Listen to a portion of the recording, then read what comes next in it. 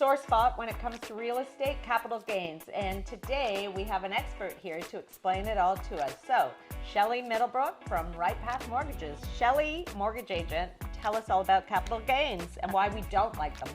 All right.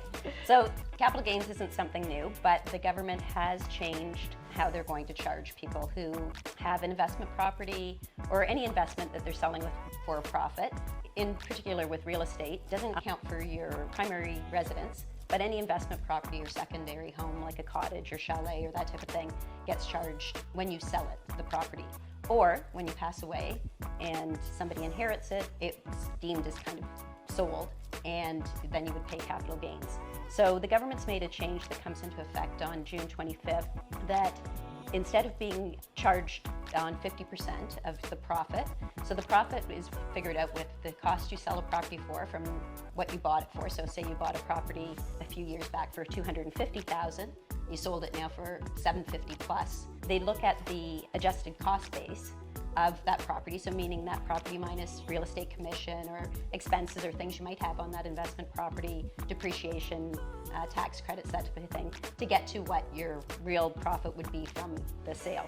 If you were an individual with an investment property or a cottage, you sell it for $750, you had bought it for $250, that's $500,000 in capital gains. Now you aren't paying $500,000, but you're going to be taxed on a portion of that profit.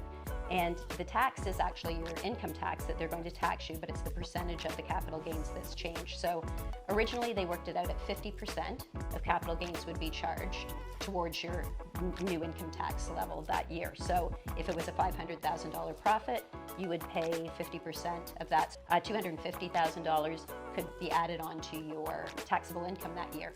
With the changes, the first $250,000 that you earn in capital gains in a year is charged at 50% again, but over and above the next 250, so in this case would be another 250, would be charged at 66.7%. So instead of 125, it would be 166,750. Wow. So that is a pretty big jump. It's about $40,000 jump in terms of what you would have to claim on your income tax. Now, again, you're going to pay tax on that. So you used to be able to figure it out at approximately 25%, but it's coming up, to be a higher percentage than that now with the increase.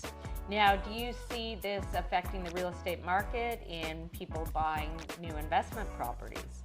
I think people will think about it more. I mean, I think people who are professional investors are probably thinking like, I go to the US or somewhere else and, considering it. One of the things that is different too with this change is that it's individuals that get charged 50% on the first 250 and then 2/3 of the capital gains get taxed. Whereas if you have your investment property or secondary home in a trust or in a corporation, which you might do to help with taxes, right. Now it's going to get taxed from $1. So really you should speak to your accountant or financial advisor to find out how you can best deal with this. Is there ways that you can have additional costs that you might consider that to write off? Another thing that people do to try and offset this for inheritance purposes, if you had, say, a family cottage and you had a couple heirs and, you're thinking, oh, well, we've had it for years and the capital gains is going to be huge. Will they have the money at the time or will they have to sell the property? Right. You want to keep it in the family.